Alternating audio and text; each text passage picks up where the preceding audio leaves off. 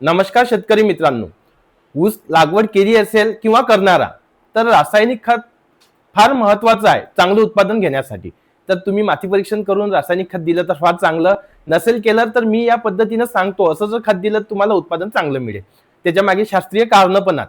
तर मित्रांनो, basal dose आपल्याला द्यायचा आहे 100 किलो एकरी डीएपी द्यायचा आहे, 50 kilo MOP muriate of potash आणि 50 किलो नत्र। तसेच याच्यामध्ये आपल्याला 25 किलो मॅग्नेशियम सल्फेट प्रति एकर द्यायचा आहे, असा बेसल डोस द्यायचा आहे मित्रांनो। याच्यानंतर काय होते, बरेचसे शेतकरी युरिया जास्त प्रमाणात देतात किंवा मग अजिबातच देत नाही, त्यामुळे कमतरता होते आणि ऊसामध्ये प्रॉब्लेम होतात। तर आता आपल्याला जेव्हा 30 दिवसांना डबल खत द्यायचं आहे तर एकरी 50 किलो आपल्याला काय द्यायचं आहे, नत्र पुन्हा दुसऱ्यांदा, आणि त्याच्यामध्ये 5 किलो ह्युमिक ऍसिड चांगल्या क्वालिटीचं।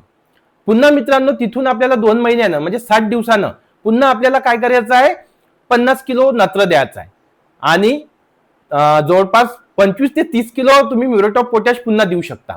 सुरुवातीला काय होते, फुटवे अवस्था येते मित्रांनो, तर नत्राची आवश्यकता आहे त्यासाठी।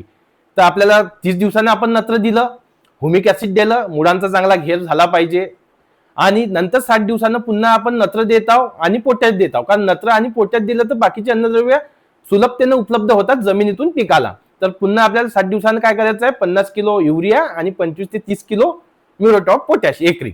पुन्हा मित्रांनो आपल्याला 90 दिवसानं म्हणजे ऊसाचा जो आपला धांडा आहे तो हाईट त्याने चांगली घेतली पाहिजे, त्यासाठी आपल्याला पुन्हा 50 किलो त्याच्यामध्ये नत्र टाकायचं आहे।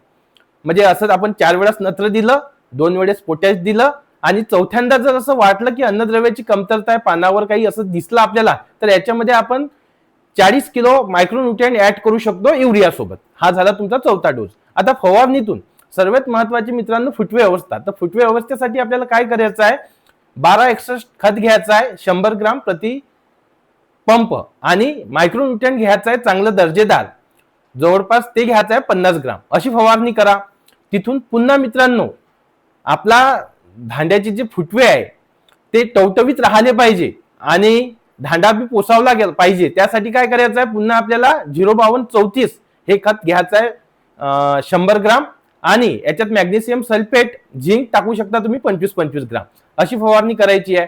तिथून पुन्हा 90 दिवसांना आपल्याला 13-0-45 प्लस मायक्रोन्यूट्रिएंट अशी फवारणी करायची आहे, आणि नंतर तुम्ही रिपीट करू शकता 13-0-45। असं जर मित्रांनो तुम्ही फवारण्या आणि रासायनिक खत दिलं तर तुम्हाला उत्पादन एकदम छान होईल आणि अन्नद्रव्याची कमतरता पडणार नाही। मी बघत आहो नत्राची कमतरता खूप ठिकाणी दिसत आहे, कारण शेतकरी काय करत आहे, अति प्रमाणात युरिया दिल्यामुळे पीक खराब होते असा समज आहे। पण मित्रांनो मग जेवढा पाहिजे तेवढा पण तुम्ही देत नाही आहे, त्यामुळे तिथं नुकसान होत आहे। तर युरिया तुम्हाला 4 वेळा देणंच आहे। माती परीक्षण करेल असेल, युरियाचं प्रमाण जास्त असेल तर प्रमाण कमी होऊ शकते, पण ढोबळ मानाने द्यायचा असेल तर असाच द्यायचा आहे।